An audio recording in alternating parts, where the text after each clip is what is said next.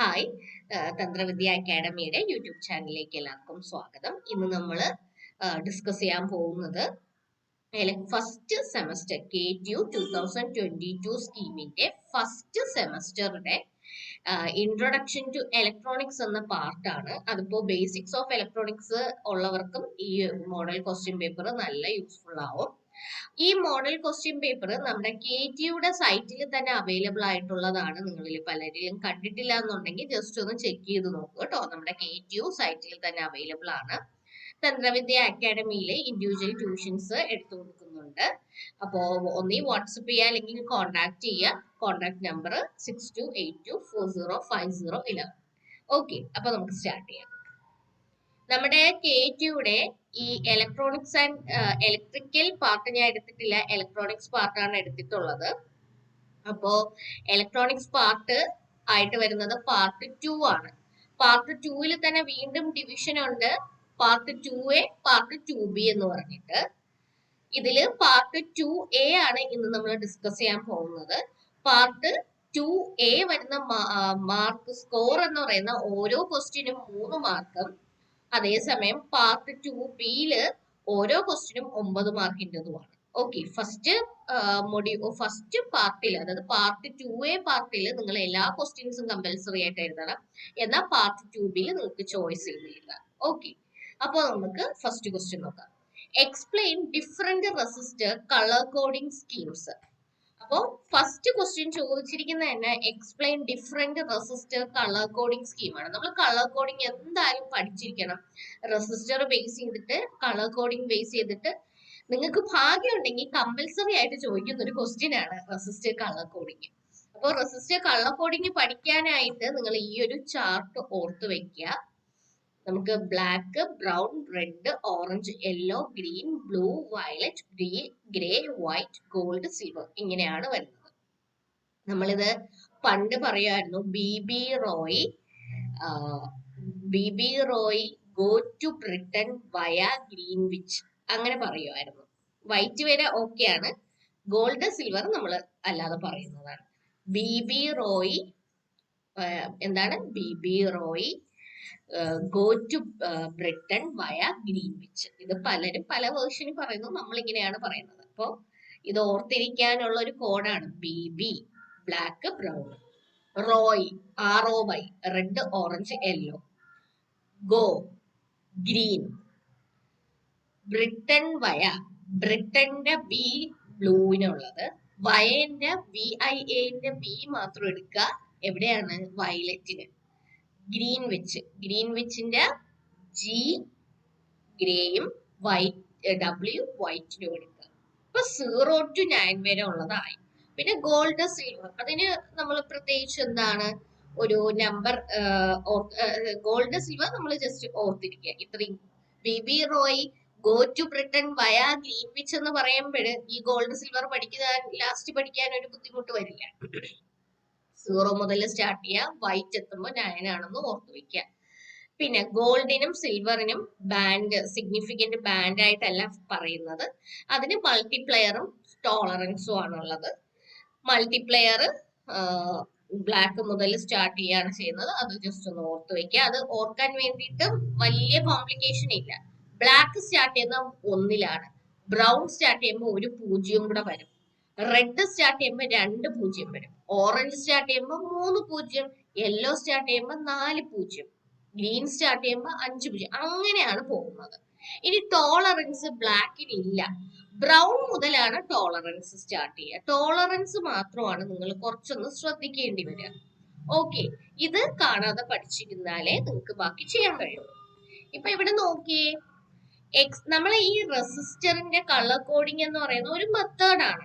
എന്ത് കണ്ടുപിടിക്കാൻ? റെസിസ്റ്റൻസിന്റെ വാല്യൂ കണ്ടുപിടിക്കാൻ, ടോളറൻസ് വാല്യൂ കണ്ടുപിടിക്കാൻ. ചില സമയത്ത് റിയലബിലിറ്റിയും ടെമ്പറേച്ചർ കോഎഫിഷ്യന്റും ഒക്കെ ഈ ഒരു കളേർഡ് ബാൻഡിൽ നിന്ന് നമുക്ക് മനസ്സിലാക്കാൻ സാധിക്കും. സോ നമ്മൾ ഇലക്ട്രോണിക്സ് പഠിക്കുന്നവര് മസ്റ്റ് ആയിട്ട് ഇത് അറിഞ്ഞിരിക്കണം. ബാക്കിയുള്ളവര് അറിഞ്ഞിരിക്കാം, മാർക്ക് സ്കോർ ചെയ്യണമല്ലോ. അപ്പോ നമുക്ക് മോസ്റ്റ് കോമൺ ആയിട്ട് നമ്മൾ പറയുന്ന 3 ബാൻഡുകളാണ്. 4 band colour code, 5 band colour code, 6 band colour code. അതിൽ first 4 band colour code 4 colours ആയിരിക്കും ആ ഒരു റെസിസ്റ്ററിൽ വരിക.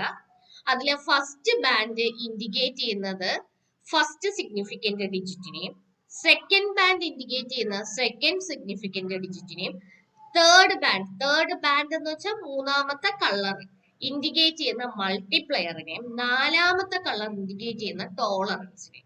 ആദ്യത്തെ 2 ബാൻഡ് സിഗ്നിഫിക്കന്റ് ഡിജിറ്റിനെയാണ് എന്ത് ചെയ്യുന്നത്, പോയിന്റ് ചെയ്യുന്നതെങ്കിൽ തേർഡ് വൺ മൾട്ടിപ്ലയറിനെയാണ്, ഫോർത്ത് വൺ ടോളറൻസിനെയാണ് ഇൻഡിക്കേറ്റ് ചെയ്യുക.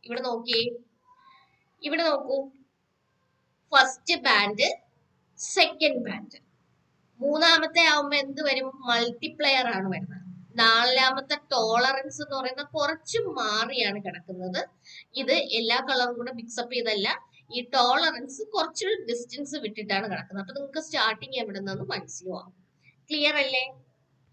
ഇതുപോലെ തന്നെ നമ്മളെ ഫിഫ്ത്ത് ബാൻഡ് വരുന്നുണ്ട്. ഫിഫ്ത്ത് ബാൻഡിൽ വരുന്നത് ആദ്യത്തെ മൂന്ന് കളേഴ്സ് സിഗ്നിഫിക്കന്റ് ഡിജിറ്റിനെയാണ് എന്ത് പറയുന്നത്. ലാസ്റ്റ് 2, അതായത് ഫോർത്ത് ബാൻഡ് മൾട്ടിപ്ലയറും ഫിഫ്ത്ത് ബാൻഡ് ടോളറൻസിനെയാണ് കാണിക്കുന്നത്. ക്ലിയർ അല്ലേ? അപ്പോ സിക്സ്ത് ബാൻഡിൽ എന്തായിരിക്കും സംഭവിക്കുക? സിക്സ്ത് ബാൻഡ് കളർ കോഡിൽ എന്ത് സംഭവിക്കും? ഫസ്റ്റ്, സെക്കൻഡ്, തേർഡ്, ഫോർത്ത് എന്ത് വരും? First, second, third significant colours വരും, സിഗ്നിഫിക്കന്റ് ഡിജിറ്റ്സ് വരും, ഫോർത്ത് മൾട്ടിപ്ലയർ വരും, ഫിഫ്ത്ത് ടോളറൻസ് വരും. As same as fifth band. Fifth ബാൻഡിനെ പോലെ തന്നെ സിക്സ്ത് ബാൻഡ് വരുന്നത്. പക്ഷെ ആറാമത്തെ കളർ എന്തിനെ സൂചിപ്പിക്കുന്നതുണ്ട്? ടെമ്പറേച്ചർ കോഎഫിഷ്യന്റിനെ സൂചിപ്പിക്കുന്നു. എന്തിനെ സൂചിപ്പിക്കുന്നു? ടെമ്പറേച്ചർ കോഎഫിഷ്യന്റ് സൂചിപ്പിക്കുന്നു. ഇവിടെ നോക്കിയടെ ഒരു എക്സാമ്പിൾ തരാം. ഒരു റെസിസ്റ്റർ, നിങ്ങൾക്ക് ഒരു ക്വസ്റ്റ്യൻ പേപ്പറിൽ ഒരു റെസിസ്റ്റർ തന്നിരിക്കുകയാണ്. ആ റെസിസ്റ്ററിന്റെ കളർ കോഡ് ഇങ്ങനെയാണ് വരുന്നത്: red, violet, orange, gold. Red, violet, orange, gold. നിങ്ങൾ ജസ്റ്റ് ആൻസർ ഷീറ്റിന്റെ സൈഡിൽ BB റോയ് അത് ആ ഒരു കളർ കോഡിങ് എഴുതിയെന്നും പറഞ്ഞ് നിങ്ങളെ മാർക്കൊന്നും കുറയ്ക്കാൻ പോകുന്നില്ലാരും. അത് നല്ലതാണ്. അപ്പൊ ആൾക്ക് കാര്യം അറിയാന്ന് മനസ്സിലാവും. സോ സൈഡിൽ ഇങ്ങനെ എഴുതി വെച്ചിട്ട് നിങ്ങൾക്ക് അപ്പൊ കളറിന്റെ വാല്യൂസ് മനസ്സിലാവും. അപ്പൊ റെഡിന്റെ കളർ വരുന്നത് 2 ആണ്. നമ്മൾ 0-ൽ നിന്നാണ് തുടങ്ങുന്നത്. 0-ല് ബ്ലാക്ക്, 1-ല് ബ്രൗൺ, 2-ല് റെഡ്. ഇനി 7 എന്ന് പറയുന്ന വയലറ്റിനുള്ളതാണ് അല്ലെ. ഇനി ഓറഞ്ച്, അതായത് മൂന്നാമത്തെ ബാൻഡ് കളർ എന്തിനെയാണ്? മൾട്ടിപ്ലയറിനെയാണ് കാണിക്കുന്നത്. മൾട്ടിപ്ലയർ നമ്മൾ 10⁻² ആണ് എഴുതുക. ഇനി നാലാമത്തെ ബാൻഡ് ഏതിനെ കാണിക്കുന്നു? ടോളറൻസിനെ. അപ്പൊ ഓറഞ്ചിന്റെ മൾട്ടിപ്ലയർ എങ്ങനെ പറയാം? ഓറഞ്ചിന്റെ ഡിജിറ്റ് എത്രയാണ്? 3. അപ്പൊ 10⁻3. ഇനി ടോളറൻസ് ഓഫ് ഗോൾഡ് എന്ന് പറയുന്ന +or-5. Okay, +or-5. അപ്പൊ ഇതെങ്ങനെ വാല്യൂ ആയിട്ട് എഴുതും? എങ്ങനെയാണ് ഈ റെസിസ്റ്ററിന്റെ വാല്യൂ നമ്മൾ കണ്ടുപിടിക്കുക? ഈ റെഡ്, വയലറ്റ് 2 7 നമ്മൾ എന്തെന്ന് എഴുതും? 27 എന്ന് എഴുതാം. ഇനി 10⁻3 ഇൻറ്റു 10⁻3. ആ ഒരു ഇൻറ്റു 10⁻3 എന്ന് പറയുന്ന ആ ഒരു മൾട്ടിപ്ലയർ ആണ് നമ്മൾ കിലോ ഓം ആണോ, മില്ലി ഓം ആണോ, മെഗാ ആണോ അത് കാണിക്കുന്നത്. സോ 10⁻3. ഇതിനെ നമുക്ക് എങ്ങനെ എഴുതാം? 27 10⁻3 എന്ന് പറയുന്നത് എന്താണ്? കിലോ അല്ലെ, കെ.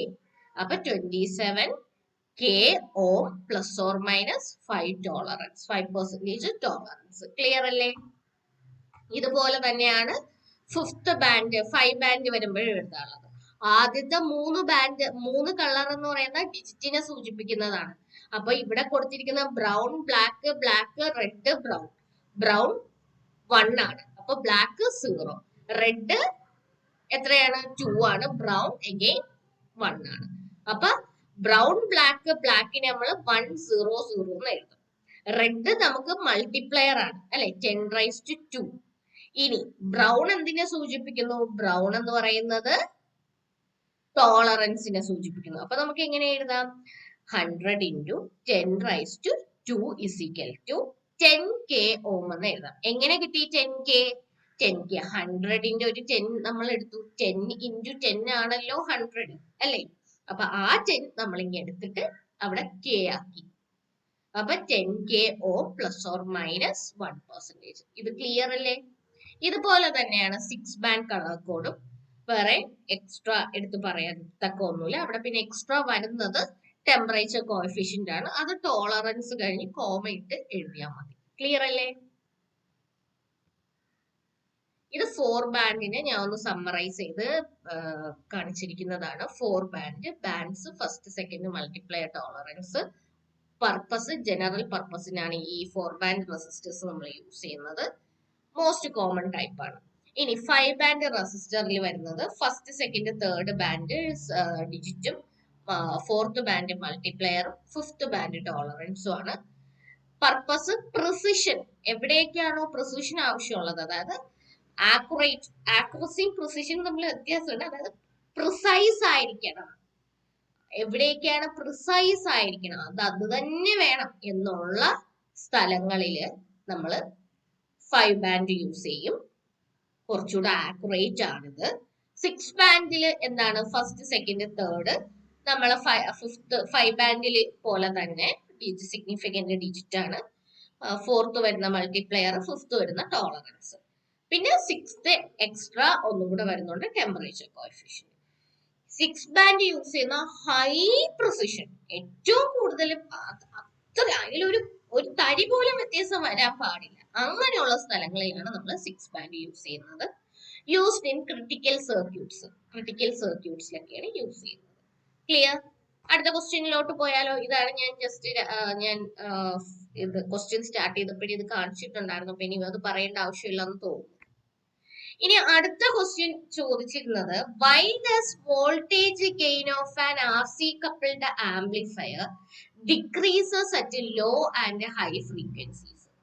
ഫസ്റ്റ് ക്വസ്റ്റ്യൻ ഇതാണ്, എന്തുകൊണ്ടാണ് ഒരു RC coupled ആംപ്ലിഫയറിലെ വോൾട്ടേജ് ഗെയിൻ കുറയുന്നത്? എപ്പോഴൊക്കെ?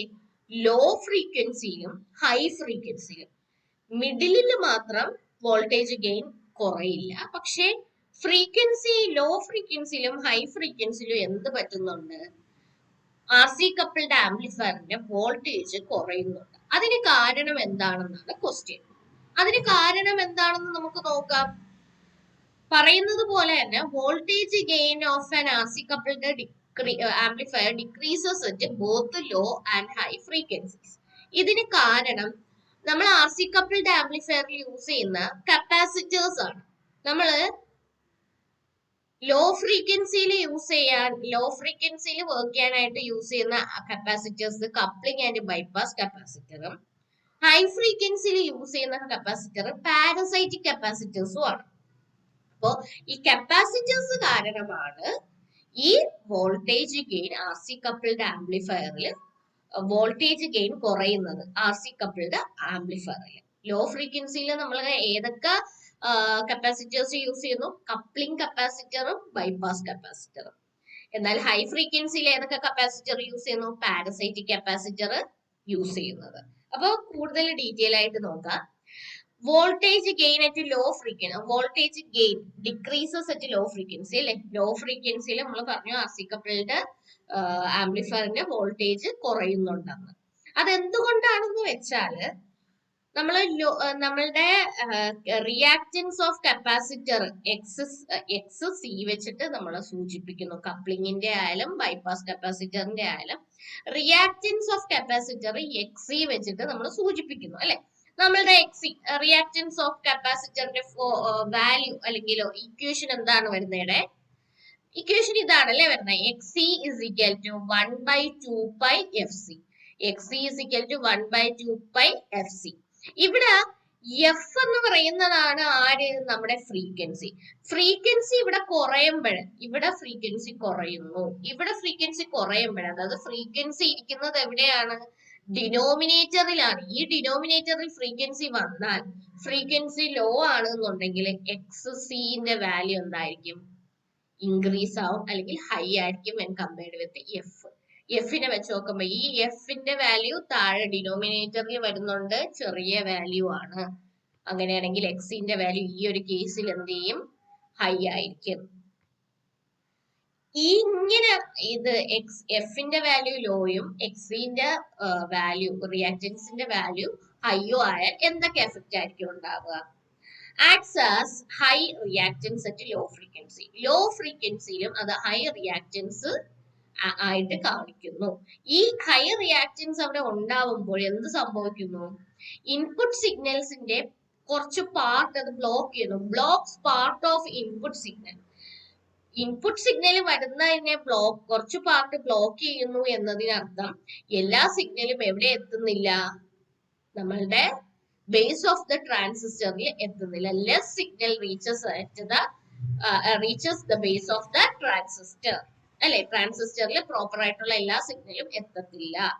അതുകൊണ്ട് അവിടെ എന്ത് വോൾട്ടേജ് ഗെയിൻ കുറയുന്നു. ഇനി ബൈപ്പാസ്, അത് കപ്ലിംഗ് കപ്പാസിറ്ററിന്റെ കാര്യം. ഇനി ബൈപ്പാസ് കപ്പാസിറ്ററിൽ റിയാക്റ്റൻസ് കൂടിയാൽ എന്ത് സംഭവിക്കുന്നു എന്ന് വെച്ചാല് does not completely short the emitter resistance at low frequency. Low ഫ്രീക്വൻസിയിൽ എമിറ്റർ റെസിസ്റ്ററിനെ കംപ്ലീറ്റ് ആയിട്ട് ഷോർട്ട് ചെയ്യുന്നില്ല. ഇതെന്ത്, ഈ കംപ്ലീറ്റ് ആയിട്ട് എമിറ്റർ റെസിസ്റ്ററിനെ കംപ്ലീറ്റ് ആയിട്ട് ഷോർട്ട് ചെയ്തില്ല എന്നുണ്ടെങ്കിൽ എന്ത് സംഭവിക്കും? നെഗറ്റീവ് ഫീഡ്ബാക്ക് അവിടെ ഉണ്ടാവും. അതും എന്തിന് കാരണമാണ്? നമ്മളുടെ വോൾട്ടേജ് ഗെയിൻ കുറയ്ക്കാനായിട്ടുള്ള കാരണമാണ്. ക്ലിയർ ആണല്ലോ? നമ്മളുടെ ഫസ്റ്റ് ലോ ഫ്രീക്വൻസിയിൽ ഹൈ റിയാക്റ്റൻസ് വരുന്നുണ്ട്. കാര്യം അവിടെ ഫ്രീക്വൻസി കുറവാണ്, റിയാക്റ്റൻസിന്റെ വാല്യൂ കൂടുതലാണ്. അപ്പോൾ കപ്ലിംഗ് കപ്പാസിറ്ററിൽ എന്ത് നടക്കുന്നുണ്ട്? ലോ ഫ്രീക്വൻസിയിൽ ഹൈ റിയാക്റ്റൻസ് വന്നാല് നമുക്ക് കിട്ടുന്ന എല്ലാ ഇൻപുട്ട് സിഗ്നലും ട്രാൻസിസ്റ്ററിലേക്ക് എത്തുന്നില്ല. അതൊരു കാരണമാണ് വോൾട്ടേജ് ഗെയിൻ കുറയാനായിട്ട്. അതുപോലെ തന്നെ രണ്ടാമത്തെ കാര്യം എന്താണ്? ബൈപ്പാസ് കപ്പാസിറ്റർ നമ്മൾ യൂസ് ചെയ്യുന്നുണ്ട്. ആ ബൈപ്പാസ് കപ്പാസിറ്റർ കംപ്ലീറ്റ് ആയിട്ട് എമിറ്റർ റെസിസ്റ്ററിനെ എന്ത് ചെയ്യുന്നില്ല? ഷോർട്ട് ചെയ്യുന്നില്ല. അതെന്തിന് കാരണമാവും? നെഗറ്റീവ് ഫീഡ്ബാക്ക് കാരണമാവും. അപ്പൊ അതെന്ത്? വോൾട്ടേജ് ഗെയിൻ റെഡ്യൂസ് ചെയ്യാണ് ചെയ്യുന്നത്. ഓക്കെ, ഇനി ഹൈ ഫ്രീക്വൻസിയിൽ കാരണം എന്താണ്? ഹൈ ഫ്രീക്വൻസിയിൽ വോൾട്ടേജ് ഗെയിൻ കുറയാനുള്ള കാരണം എന്താണ്? അവിടെ നമ്മൾ പാരസിറ്റിക് കപ്പാസിറ്റേഴ്സ് ആണ് യൂസ് ചെയ്യുന്നത്. പാരസൈറ്റിക് കപ്പാസിറ്റേഴ്സ് എന്ന് പറയുമ്പോഴത്തേക്കും രണ്ട് തരത്തിൽ ഉള്ള കപ്പാസിറ്റൻസ് നമ്മൾ പറയുന്നുണ്ട്. ട്രാൻസിസ്റ്റർ ഇന്റേണൽ കപ്പാസിറ്റൻസ് ഉണ്ട്, വയറിംഗ് ആൻഡ് സ്ട്രാക്ക് കപ്പാസിറ്റൻസ് ഉണ്ട്. ട്രാൻസിസ്റ്റർ ഇന്റേണൽ കപ്പാസിറ്റൻസ് എന്ന് പറയുമ്പോൾ അവിടെ യൂസ് ചെയ്യുന്നത് ആരെയൊക്കെയാണ്? ബേസ് എമിറ്റർ കപ്പാസിറ്റൻസും ബേസ് കളക്ടർ കപ്പാസിറ്റൻസും ആണ് യൂസ് ചെയ്യുന്നത്. ഓക്കെ, ഇത് യൂസ് ചെയ്യുന്നതിന്റെ എഫക്റ്റ് എന്താന്ന് വെച്ചാൽ these capacitors create low impedance path for high frequency signal. ഇതെന്ത് ചെയ്യുന്നു? ഹൈ ഫ്രീക്വൻസിയിലുള്ള സിഗ്നലിന് ലോ ഇംപെഡൻസ് പാത്ത് ആണ് പ്രൊവൈഡ് ചെയ്യുന്നത്. ഹൈ ഫ്രീക്വൻസി സിഗ്നൽസിനെ പ്രൊവൈഡ് ചെയ്യുന്ന എന്താണ്? Low impedance. അതുപോലെ തന്നെ they shunt part of signal to ground or across transistor terminal. നമ്മുടെ കപ്ലിംഗ് കപ്പാസിറ്റർ ചെയ്ത അതേ പരിപാടി തന്നെ ഇവിടെ പാരസൈറ്റിക് കപ്പാസിറ്റർ ചെയ്യുന്നുണ്ട്. അതായത് സിഗ്നലിനെ ഷണ്ട് ചെയ്യുന്നുണ്ട്. എന്ത്? സിഗ്നലിന്റെ കുറച്ച് പാർട്ട് എന്ത് ചെയ്യുന്നുണ്ട്? ഗ്രൗണ്ടിലോട്ടോ ട്രാൻസിസ്റ്റർ ടെർമിനലിലോട്ടോ എത്തുന്നതെന്ന് ബ്ലോക്ക് ചെയ്യുന്നുണ്ട്. The effective load impedance decreases. അതുപോലെ തന്നെ എഫക്റ്റീവ് ലോഡ് ഇംപെഡൻസ് ഇത് കാരണം, എന്തൊക്കെ കാരണം? ഹൈ ഫ്രീക്വൻസിയിലെ ലോ ഇംപെഡൻസ് കാരണവും അതുപോലെ തന്നെ നമ്മളുടെ ട്രാൻസിസ്റ്റർ ടെർമിനലിൽ എല്ലാ സിഗ്നലും എത്താത്തതിന്റെ കാരണം എന്ത്? The effective load impedance decrease ചെയ്യുന്നു, വോൾട്ടേജ് ഗെയിൻ കുറയുന്നു. ഇതാണ് ഹൈ ഫ്രീക്വൻസിയിലും ലോ ഫ്രീക്വൻസിയിലും നടക്കുന്ന കാര്യം. നിങ്ങൾ ഒരിക്കലും മറക്കരുത് എന്നുള്ള രണ്ട് പോയിന്റ് ഞാൻ പറയാം ഈ ഒരു ക്വസ്റ്റ്യനില്. ലോ ഫ്രീക്വൻസിയിലെ കപ്പാസിറ്റേഴ്സുകളാണ് കപ്ലിംഗ് കപ്പാസിറ്ററും ബൈപ്പാസ് കപ്പാസിറ്ററും ആണ് എഫക്ട് ചെയ്യുന്നത്. എന്നാൽ ഹൈ ഫ്രീക്വൻസിയിൽ പാരസൈറ്റിക് കപ്പാസിറ്റേഴ്സ് ആണ് എഫക്ട് ചെയ്യുന്നത്. ലോ ഫ്രീക്വൻസിയിൽ എന്താണ്? കപ്പാസിറ്റേഴ്സ്, കപ്ലിംഗ് കപ്പാസിറ്റർ ആണ് എങ്കിൽ എല്ലാ ആ ഒരു റിയാക്റ്റൻസിന്റെ ഇക്വേഷൻ എഴുതുക. XC = 1/2πfc എന്നിട്ട് ഈ ഇക്വേഷൻ വെച്ചിട്ട് എക്സ്പ്ലെയിൻ ചെയ്യുക. ഓക്കെ, ആ ഇക്വേഷൻ വിടരുത്. ലോ ഫ്രീക്വൻസിയിൽ കപ്ലിംഗ് കപ്പാസിറ്ററും ബൈപ്പാസ് കപ്പാസിറ്ററും ഉള്ളത് കാര്യം എഴുതണം. ഹൈ ഫ്രീക്വൻസിയിൽ പാരസൈറ്റിക് കപ്പാസിറ്റർ ഉണ്ടെന്ന് എഴുതണം. ഇത് ഈ 2-3 കാര്യങ്ങൾ വിട്ടുപോകരുത്, കമ്പൽസറി ആയിട്ട് എഴുതിക്കൊള്ളണം. ഇനി അടുത്ത തേർഡ് ക്വസ്റ്റ്യൻ ഇതായിരുന്നു, compare amplitude and frequency modulation.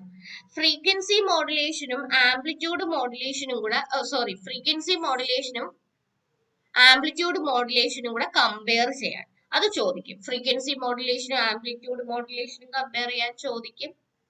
അതുപോലെ തന്നെ നമുക്ക് എന്താണ് ഫേസ് മോഡുലേഷനോ അങ്ങനെ മോഡുലേഷൻസുകളെല്ലാം പഠിച്ചു വെച്ചിരിക്കണം, അവരെ കമ്പയർ ചെയ്തും പഠിച്ചു വെച്ചിരിക്കണം.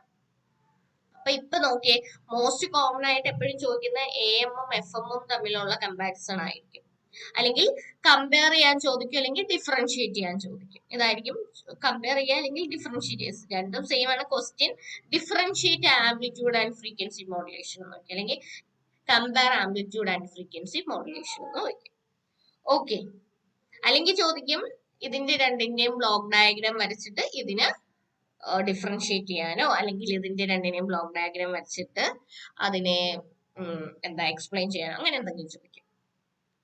ഇനി features amplitude modulation, frequency modulation ശ്രദ്ധിക്കുക. ബേസിക് പ്രിൻസിപ്പിൾ എന്താണ് ആംപ്ലിറ്റ്യൂഡ് മോഡുലേഷന്റെ? ആംപ്ലിറ്റ്യൂഡ് കരിയർ വേവിന്റെ ആംപ്ലിറ്റ്യൂഡ് മോഡുലേറ്റിംഗ് സിഗ്നലിന് അനുസരിച്ച് വേരി ചെയ്യുന്നു. എന്നാൽ ഫ്രീക്വൻസി മോഡുലേഷൻ എങ്ങനെയാണ്? കരിയർ വേവിന്റെ ഫ്രീക്വൻസി മോഡുലേറ്റിംഗ് സിഗ്നൽ അനുസരിച്ച് വേരി ചെയ്യുന്നു. AM-ല് ആംപ്ലിറ്റ്യൂഡ് ആണ് വേരി ചെയ്യുന്നത്, FM-ല് ഫ്രീക്വൻസി ആണ് വേരി ചെയ്യുന്നത്. അത് പഠിക്കാൻ പാടില്ല അല്ലെ? രണ്ടും സെയിം സെന്റൻസിന് ആകെ മാറുന്നത് AM-ല് ആംപ്ലിറ്റ്യൂഡ് മാറും, FM-ല് ഫ്രീക്വൻസി മാറും. അതേ ഒരു ഡിഫറൻസ് വരുന്നുള്ളൂ. ഇനി രണ്ടാമത്തത് കരിയർ ആംപ്ലിറ്റ്യൂഡ്. കരിയർ ആംപ്ലിറ്റ്യൂഡ് എങ്ങനെയാണ്? AM-ല് changes with respect to signal amplitude. എന്നാൽ ഫ്രീക്വൻസിയിലെ കരിയർ ആംപ്ലിറ്റ്യൂഡിന് എന്തെങ്കിലും ഡിഫറൻസ് വരുന്നുണ്ടോ? ഇല്ല. അവിടെ ഡിഫറൻസ് വരുന്ന ഫ്രീക്വൻസിക്കാണ്. അപ്പൊ അവിടെ ഇല്ല, റിമെയിൻസ് കോൺസ്റ്റന്റ് ആണ്. ഇനി കരിയർ ഫ്രീക്വൻസി എങ്ങനെയാണ്? നമ്മളുടെ AM-ലാണെങ്കിൽ അവിടെ ഫ്രീക്വൻസിക്കല്ല ചേഞ്ച് വരുന്നത്, ആംപ്ലിറ്റ്യൂഡിനാണ് ചേഞ്ച് വരുന്നത്. റിമെയിൻസ് കോൺസ്റ്റന്റ്, ഫ്രീക്വൻസി അവിടെ കോൺസ്റ്റന്റ് ആയിരിക്കും. ഫ്രീക്വൻസി മോഡുലേഷനിൽ എന്താണ്? അവിടെയാണ് ചേഞ്ച് വരുന്നത് carrier frequency. So changes with respect to signal amplitude. Bandwidth എങ്ങനെയാണ്? ആംപ്ലിറ്റ്യൂഡ് മോഡുലേഷനിൽ നാരോ ബാൻഡ്വിഡ്ത്ത് ആയിരിക്കും, ഫ്രീക്വൻസി മോഡുലേഷനിൽ എങ്ങനെയായിരിക്കും? വൈഡർ ആയിട്ടുള്ള ബാൻഡ്വിഡ്ത്ത് ആയിരിക്കും അല്ലെ? നാരോ ബാൻഡ്വിഡ്ത്ത്, വൈഡർ ബാൻഡ്വിഡ്ത്ത് നിങ്ങൾക്ക് വേണമെന്നുണ്ടെങ്കിൽ ഈക്വൽ ടു 2 × മോഡുലേറ്റിംഗ് ഫ്രീക്വൻസി, മറ്റേതാണെങ്കിൽ ഡിപ്പെൻസ് ഓൺ മോഡുലേഷൻ ഇൻഡെക്സ്, അതുകൂടി എഴുതുക. ഓർമ്മയില്ലെങ്കിൽ AM-ന് വൈഡർ നാരോ ആയിട്ടുള്ളതും FM-ന് വൈഡർ ആയിട്ടുള്ളതും എന്നുള്ളത് പഠിച്ചു വെക്കുക. സിഗ്നൽ ക്വാളിറ്റി എങ്ങനെയായിരുന്നു? ബാൻഡ്വിഡ്ത്തിന്റെ കാര്യം നാരോ അവിടെ വൈഡർ എന്ന് പറഞ്ഞു. അപ്പോഴേ സിഗ്നൽ ക്വാളിറ്റി എങ്ങനെയായിരിക്കും എന്ന് നമുക്ക് മനസ്സിലാക്കാൻ പറ്റും. ആംപ്ലിറ്റ്യൂഡ് നോയ്സ് ഈസിലി എഫക്ട് ചെയ്ത്, അതായത് മോർ നോയ്സിനും ഒരുപാട് നോയ്സിന് എക്സ്പ്ലോഷൻ വരുന്നുണ്ട്, അതായത് അവിടെ ഒരുപാട് നോയ്സ് വരുന്നുണ്ട്. ഫ്രീക്വൻസി മോഡുലേഷനാണെങ്കിലോ have high noise immunity. Frequency മോഡുലേഷനിൽ നോയ്സ് ഇമ്മ്യൂണിറ്റി ഉണ്ട്. ഇവിടെ മോർ നോയ്സ്, ഇവിടെ ഹൈ നോയ്സ് ഇമ്മ്യൂണിറ്റി അല്ലെങ്കിൽ ലെസ് നോയ്സ് എന്ന് എഴുതിയാൽ മതി. ഇനി ഫിഡിലിറ്റി എന്ന് പറഞ്ഞാൽ സൗണ്ട് ക്വാളിറ്റി. സൗണ്ട് ക്വാളിറ്റി എങ്ങനെയായിരിക്കും? Lower in AM and higher in FM. Power efficiency AM-ൽ എന്താണ്? Less efficient.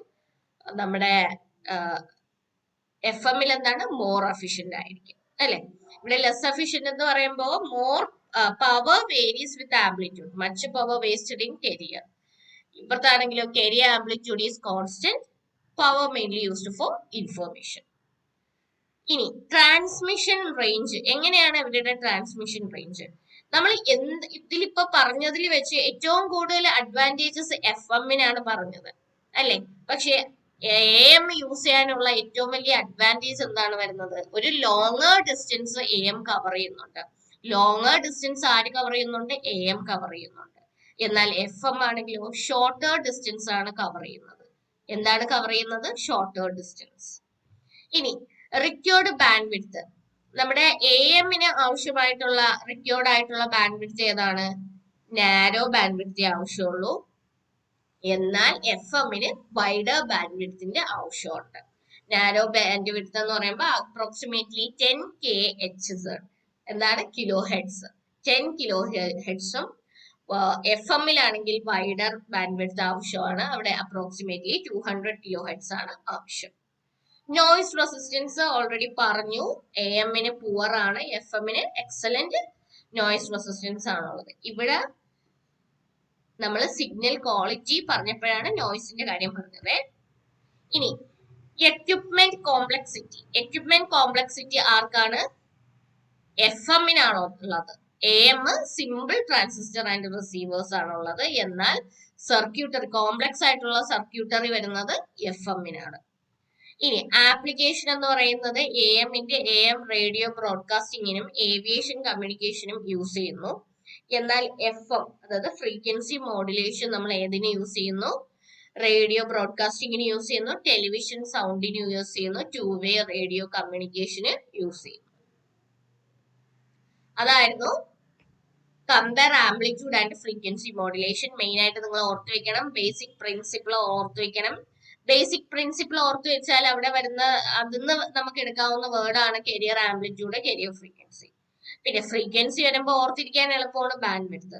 ഇനി ഇതെല്ലാം ഉണ്ടെങ്കിൽ നമ്മൾ എന്തിനാണ് ഇതിനെ യൂസ് ചെയ്യുന്നത്? സിഗ്നലിന്റെ ക്വാളിറ്റി, നല്ല ക്വാളിറ്റി സിഗ്നൽസ് ഉണ്ടാവുക ഒക്കെ വേണ്ടിയിട്ടാണ് ആംപ്ലിറ്റ്യൂഡ്, ഫ്രീക്വൻസി ഇതൊക്കെ നമ്മൾ യൂസ് ചെയ്യുന്നത്. അപ്പൊ ആ ക്വാളിറ്റി എങ്ങനെയായിരിക്കും എന്നുള്ളത് പറയാം. പിന്നെ ഫിഡിലിറ്റി, സൗണ്ട് എഫക്റ്റ്. ക്വാളിറ്റി പറയുന്നതിന്റെ കൂട്ടത്തിൽ തന്നെ സൗണ്ട് എഫക്റ്റ് ഓർക്കാമല്ലോ. പിന്നെ power efficiency, transmission range, required band width, noise resistance.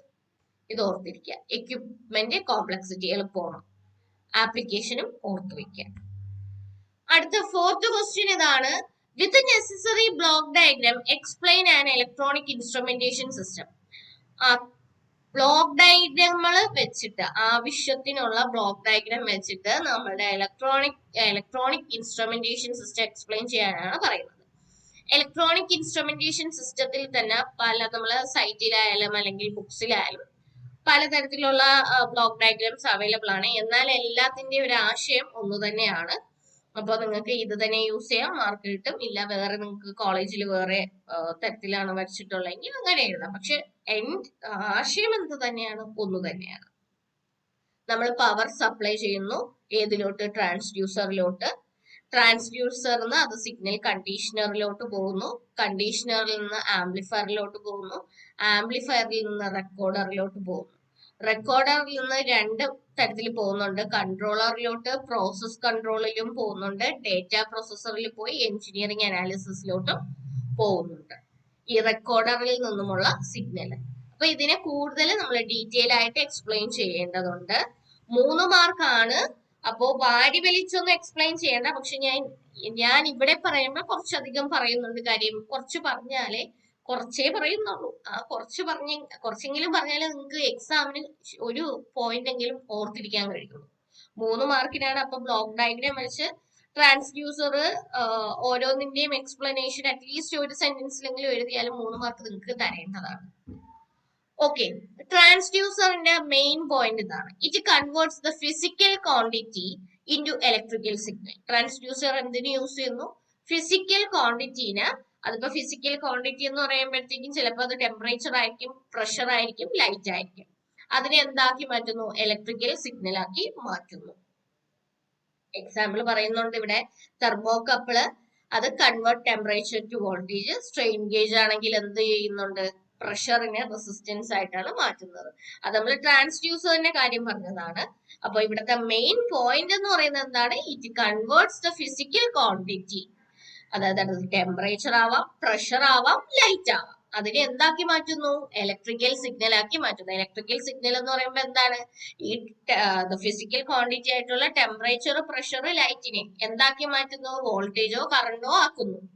Okay, അതാണ് നമ്മുടെ ആര് ചെയ്യുന്നത്? ട്രാൻസ്ഡ്യൂസർ ചെയ്യുന്നത്. ഇവിടെ എന്താണ്? ഇവിടെ ഈ മാറ്റിയ സിഗ്നൽ എന്ന് പറയുന്നത് ഒരു വീക്ക് ഇലക്ട്രിക്കൽ സിഗ്നൽ ആണ്. അത് ഈ തന്ന മെഷേർഡ് ക്വാണ്ടിറ്റീനെ എന്ത് ചെയ്യുന്നു? റെപ്രസെന്റ് ചെയ്യുന്നു. അത്രയേ ഉള്ളൂ. അപ്പൊ എന്താണ്? Transducer convert physical quantity into A electrical signal. അടുത്ത സിഗ്നൽ കണ്ടീഷണർ ആണ് രണ്ടാമത് നമ്മള് ബ്ലോക്ക് ഉണ്ടായിരുന്നത്. എന്താണ് സിഗ്നൽ കണ്ടീഷണർ?